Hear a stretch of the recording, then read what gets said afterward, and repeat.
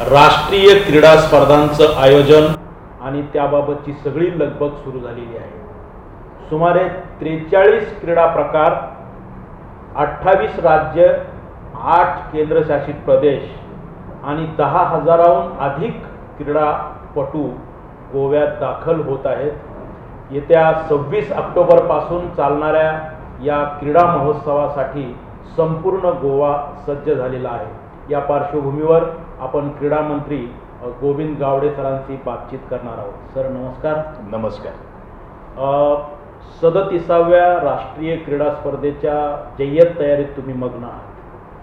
या स्पर्धेचं शिवधनुष्य पेलत असताना तुम्ही काय काय तयारी केली या सगळ्या राष्ट्रीय स्पर्धा यशस्वी व्हाव्यात यासाठी?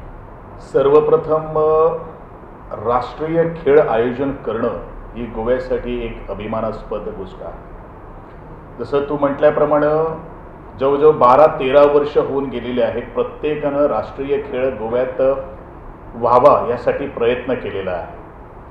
आणि म्हणूनच आज आदरणीय गोव्याचे मुख्यमंत्री डॉक्टर प्रमोदजी सावंत यांनी जेव्हा या खेळ आणि युवा खात्याची जबाबदारी माझ्या खांद्यावर दिली तेव्हाच पत्रकारांनी मला एक प्रश्न केला. तो म्हणजे राष्ट्रीय खेळ तुम्ही गोव्यात आणणार आणि कधी आणणार?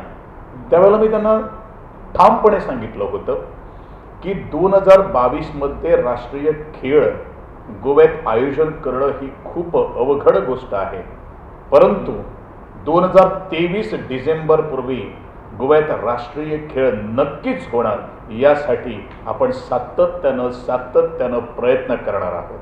आणि मला वाटतं तो वेळ, तो क्षण आलेला आहे.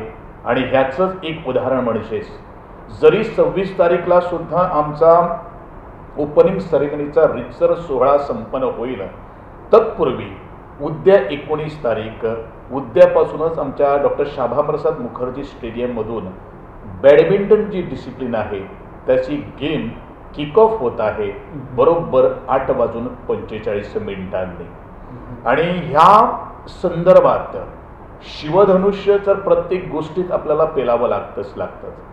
यासाठीचं नियोजन, यासाठीचं प्रायोजन, यासाठीचं प्रशासन आपण आजच नाही तर गेले 6-7 महिन्यापूर्वी आपण सुरू केलं होतं.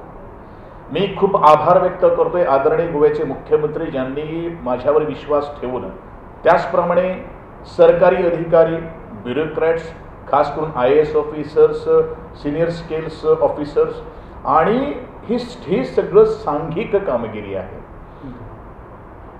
कार्यालयामध्ये साफसफाई करणारा कर्मचारी ते मुख्यमंत्री पदावर जे काही गोष्टी ह्या आयोजनासाठी आज ज्यांनी अहोरात्र दिवस रात्र आज झोकून दिलेलं आहे, अशा सर्वांचा मी मनपूर्वक आभार व्यक्त करतोय.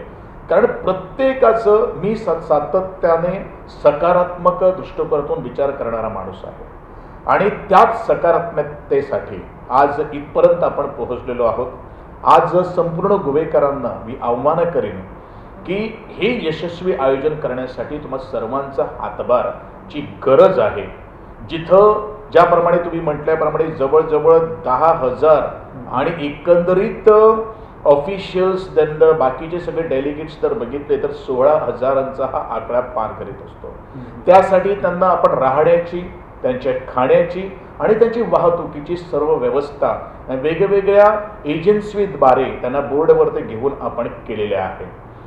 मी पण एवढं पण म्हणेन की हा नुसता एकट्याचा किंवा गोव्याचा मुख्यमंत्री, मी स्वतः एक खेळ मंत्री असून ती जबाबदारी सर्व जे 40 आमदार आहे, सरपंचीस आहे किंवा ब्युरोक्रॅट्स आहे, लोक आहेत, या सगळ्यांना सामावून घेऊन नेण्यासाठी मी प्रयत्न करत आहोत. आणि ह्या शिवधनुष्य पेलत असताना भरपूर चॅलेंजेस आल्या.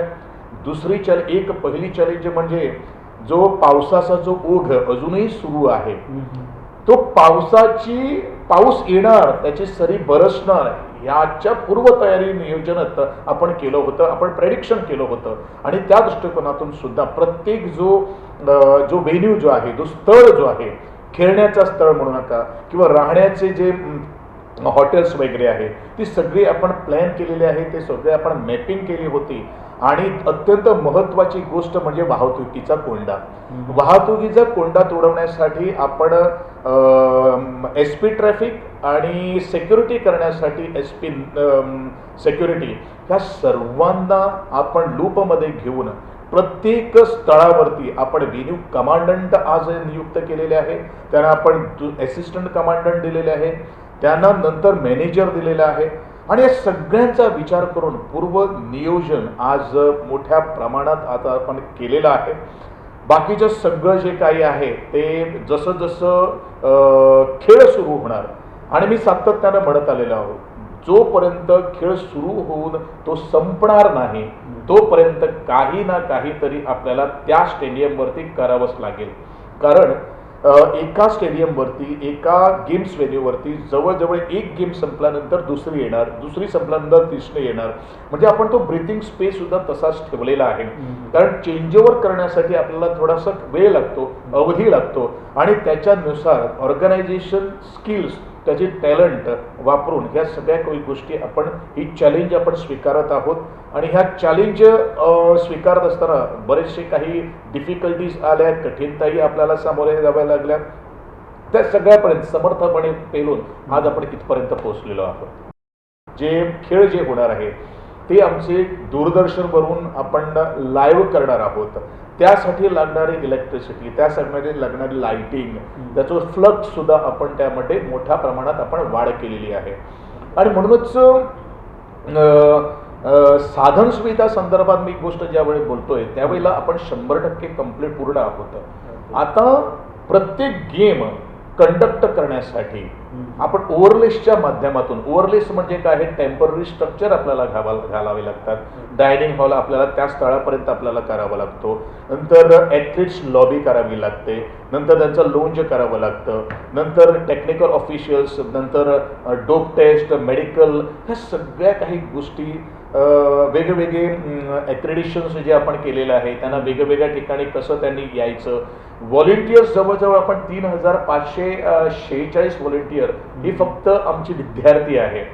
त्यांना प्रत्येक व्हेन्यूवरती त्यांचं डिप्लॉयमेंट केलेलं आहे. एवढं सोडून या प्रत्येक ॲथलीट्सची काळजी घेण्यासाठी प्रत्येक जे हॉटेल जे आपण बुक केलेलं आहे त्या व्हेन्यू, त्या हॉटेलमध्ये आमचा सरकारी कर्मचारी LDC आणि अबाव तिथं आपण डिप्लॉय केलेला आहे. एखाद्या वेळेला एवढा ट्रान्सपोर्टची आपल्याला बसेसची संख्या लागते, काही ड्रायव्हर्स, काही बसेस आम्हाला बाहेरून आणाव्या लागल्या, परंतु त्यांना अकोमोडेट करण्यासाठी एक लोकल माणसाची आपण तिथं नियुक्ती केलेली आहे, ज्याला त्या स्थळासंदर्भी त्याला सगळं काही ज्ञान आहे. वेन्यू कमांडंट जे आहे त्यांचा अत्यंत महत्त्वाचा रोल आहे.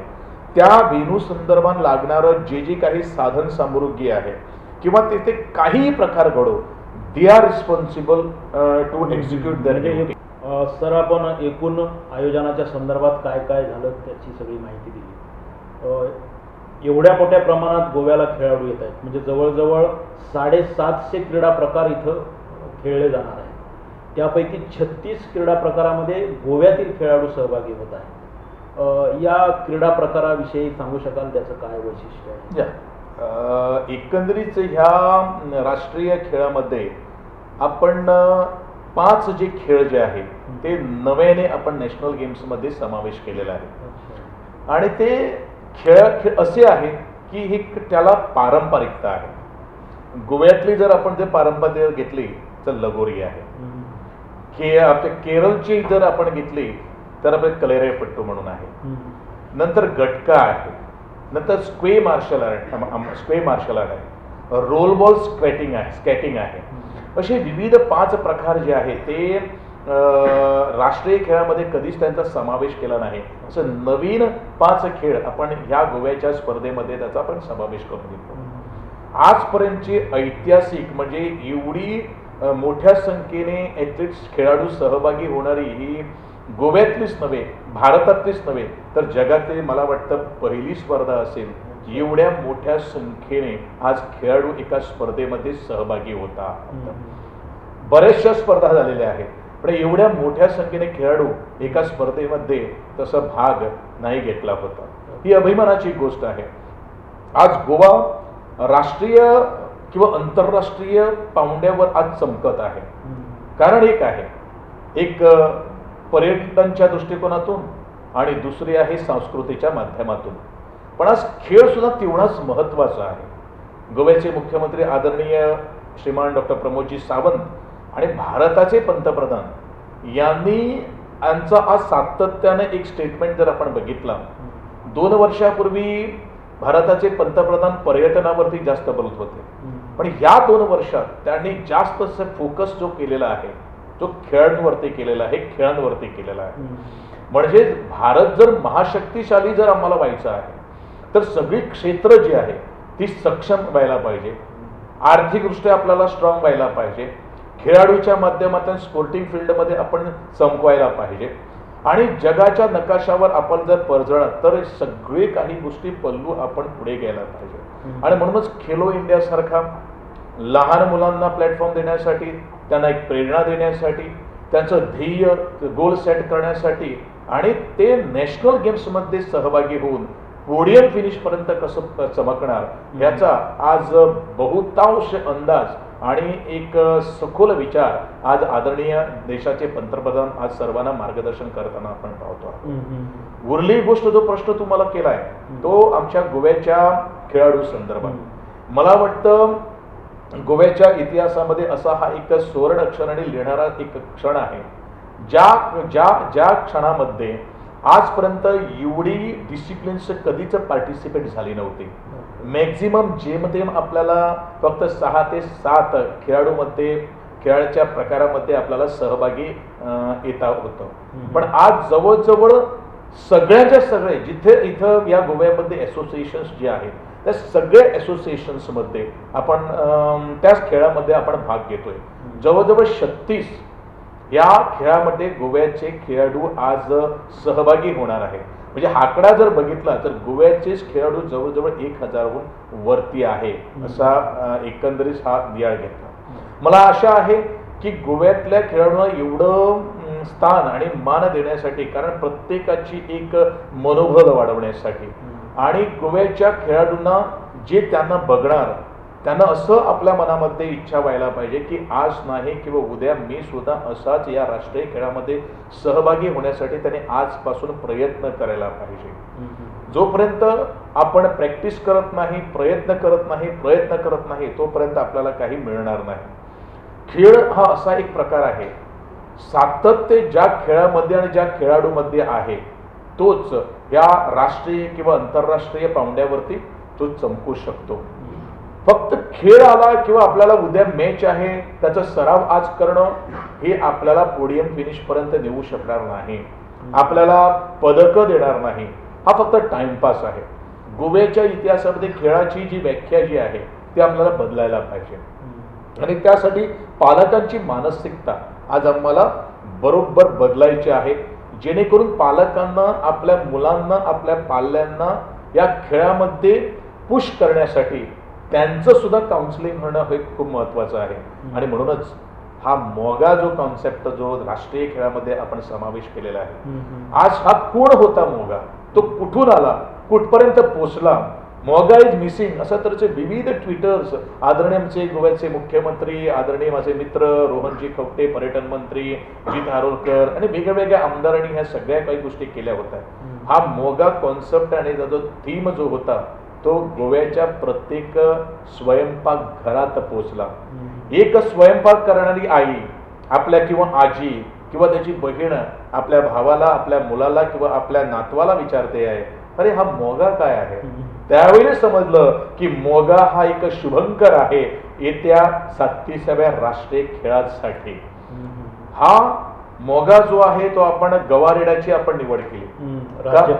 राज्य प्राणी आहे ही एक गोष्ट आहे, पण ह्या गव्या रेड्याच्या प्राण्यामध्ये एवढी कौशल्य, एवढी स्किल, पुढे जाण्यासाठी क्षमता आहे.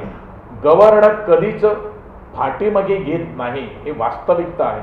खेळाडूची सुद्धा वृत्ती, त्याचं मनोबल सुद्धा असंच वाढवावं या दृष्टिकोनातून गवारेड्याची आपण आज निवड केलेली आहे. आणि त्याची खासियत जी आहे की एका कळपामध्ये ते कसे राहतात. खेळाडू सुद्धा एक टीम वर्क आहे. एकमेकाला ते सोडून देत नाही, एकमेकाला हात देतात, तेच शिडी पार करू शकतात. आणि म्हणूनच हा सुद्धा जो आपण प्राणी निवडला त्याला सुद्धा लॉजिक आहे आणि त्याच आधारावरती त्याचप्रमाणे खेळाडूची ऊर्जा वाढवावी, खेळाडू त्यांच्यासारखे त्या प्राण्याप्रमाणे आज पुढे त्यांनी सरसावावं या दृष्टिकोनातून आज मोगाचा जन्म झाला राष्ट्रीय खेळामध्ये. आणि मला वाटतं आपण सुद्धा जास्त काही तुम्हाला माहीत असणार की मोगा संबंध गोव्यामध्येच नाही तर भारतामध्येच नव्हे तर जगाच्या नकाशापर्यंत आज पोहोचलेला आहे टेक्नॉलॉजीच्या माध्यमातून. सर, आपला 140 कोटी लोकसंख्येचा देश आहे, परंतु आपण ऑलिम्पिक जर बघायला गेलं तर आपली स्थिती अतिशय केविलवाणी असते.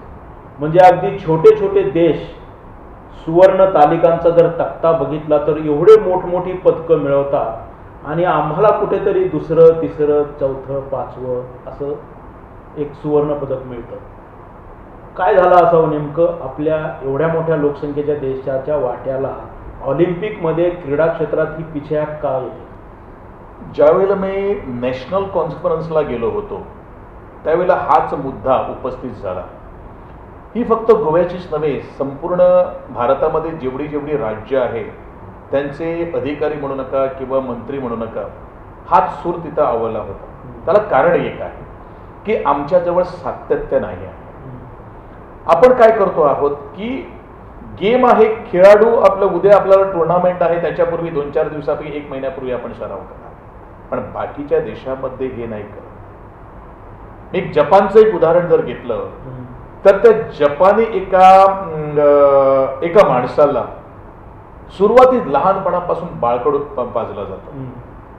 ज्या क्षेत्रात त्याला आवड आहे, त्याला डॉक्टर व्हायचं असेल तर त्याला तो स्टेथोस्कोप निवड करतो, इंजिनियर व्हायचं असेल तर आमची काय म्हणते त्याला थापी म्हणू नका काहीतरी तो घेणार.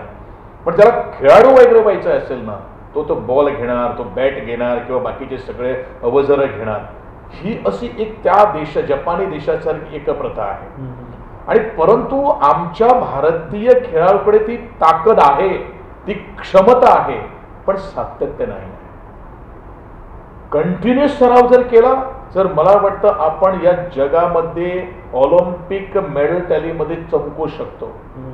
आणि म्हणूनच मी आदरणीय पंतप्रधानांचा उल्लेख केला होता. एक वेळ असा होता की या खेळावरती जास्त आपण लक्ष दिलं नव्हतं, पण ज्या दिवसापासून आमचे आदरणीय पंतप्रधान नरेंद्रजी मोदी यांनी खेळासंदर्भात आज युवांना, आज तरुणांना आज प्रोत्साहन देण्याचं सुरुवात केलेलं आहे. बॅडमिंटनचं पदक घेऊया आपण, किती वर्षाने आपल्याला बॅडमिंटनमध्ये आपल्याला पदक मिळालेलं आहे. असे वेगवेगळे आज नीरज चोप्रा सारख्या जिम्नॅस्टिकमध्ये आज जगाच्या पातळीवरती आज ॲथलेटिक्समध्ये जिम्नॅस्टिकमध्ये नंबर 1 आहे. ही एक प्रेरणा एकमेकापासून घेणं हे तेवढंच महत्वाचं आहे. आणि मी एवढंच म्हणेन याचं कारण एवढंच आहे की ह्या भारतामध्ये थोडेसे कोचीस जे आहे ते जरा कमी आहे, पण त्या तोडीचे कोचीस असणं हे तेवढेच महत्वाचे आहे. आज भारतामध्ये काय झालेलं आहे, वेगवेगळ्या युनिव्हर्सिटी असले खूप महत्वाचे आहे. स्पोर्टिंग फील्डमध्ये युनिव्हर्सिटी असणं खूप महत्वाचं आहे. आणि ह्याच्याच अनुसरणावरून मी आज तुम्ही ऑलिम्पिकचा आज मला वाटतं 2 दिवसावरती आज भारताचे आदरणीय पंतप्रधान त्यांनी प्रीचिंग सुद्धा केलेलं आहे की येत्या 2037चं ऑलिम्पिक स्पर्धा आपण बीड करणार आहोत. आणि मला वाटतं मी त्या अनुषंगाने सुद्धा हे गोव्याची प्रिपरेशन्स मी सुरू केलेले आहे. मला नक्कीच खात्री आहे त्यावेळेला तू असणार, मी असणार हे मला माहीत नाही, अजून 13 वर्षाने पुढे आहे, पण definitely I dreams a lot. मी स्वप्न पाहतो आहे की जर भारताने जर ऑलिम्पिकमध्ये बीड यशस्वी मिळालं तर गोवा हे डेफिनेटली वन ऑफ द एक वेन्यू असणार. आणि त्या दृष्टिकोनातून माझी तयारी आजपासून मी सुरू केलेली आहे. हा एवढा मोठा इव्हेंट आपण घेतो आहे, म्हणजे 26 ऑक्टोबर ते 9 नोव्हेंबर या दिवसामध्ये संपूर्ण गोवा क्रीडामय होऊन जाणार आहे. या एवढ्या मोठ्या क्रीडा महोत्सवाचा गोव्याला नेमका काय लाभ होईल असं तुम्हाला वाटतं? भरपूर काही लाभ आहे. एक म्हणजे गोव्याचे जे नवचैतन्य जे आहे, खेळाडूमध्ये प्रत्येक खेळामुळे एक उत्साह निर्माण होणार. जे गोव्यातली आज टीम जी सिलेक्ट झालेली आहे वेगवेगळ्या खेळाडू प्रकारामध्ये, त्या मुलांना पाहून येणारी जी मुलं आहेत त्यांना सुद्धा असं वाटणार की आज ना उद्या मला ह्या राष्ट्रीय खेळामध्ये खेळावंच लागणार.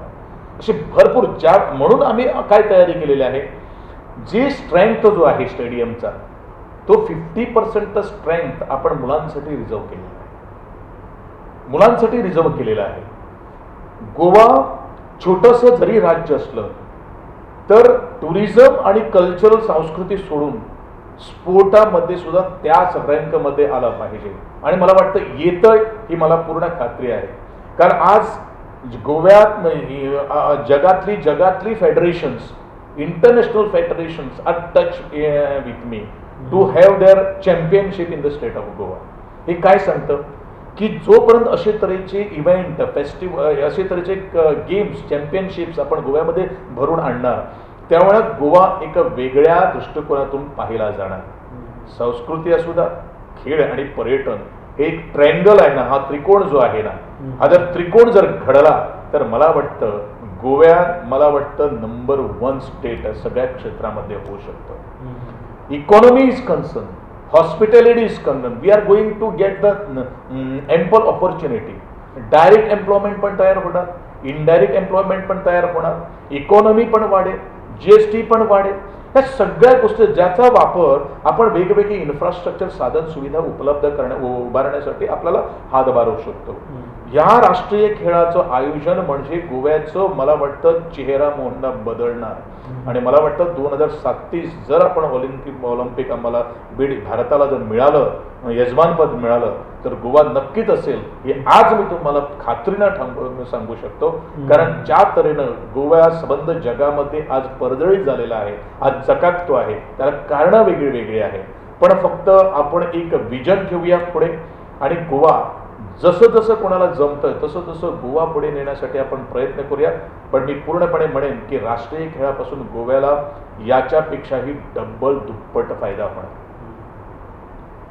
एकूणच 37व्या राष्ट्रीय क्रीडा स्पर्धा या केवळ क्रीडा उत्सव नसून येणाऱ्या 2036 साली भारत जो ऑलिम्पिकचं यजमानपद घेऊ इच्छितो त्या पार्श्वभूमीवरची ही एक रंगीत तालीम ठरेल आणि त्यात गोव्यासारखं राज्य सक्षमतेने उतरेल असा आत्मविश्वास क्रीडा मंत्री गोविंद गावडे व्यक्त करतात. एकूणच या 37व्या राष्ट्रीय क्रीडा स्पर्धेचं चैतन्य आता सर्व गोवाभरामध्ये पसरलं आहे आणि त्याची सगळी धुरा घेतलेले क्रीडा मंत्री गोविंद गावडे आज त्या क्रीडा महोत्सवाच्या दिशेने वेगवेगळ्या पद्धतीनं कार्यरत असलेले दिसून येतात. सर, आपण मुद्दाम आमच्या दर्शकांसाठी या महोत्सवाच्या सगळ्या अंगाची चर्चा केली त्याबद्दल आपला आभारी आहे. थँक्यू, धन्यवाद.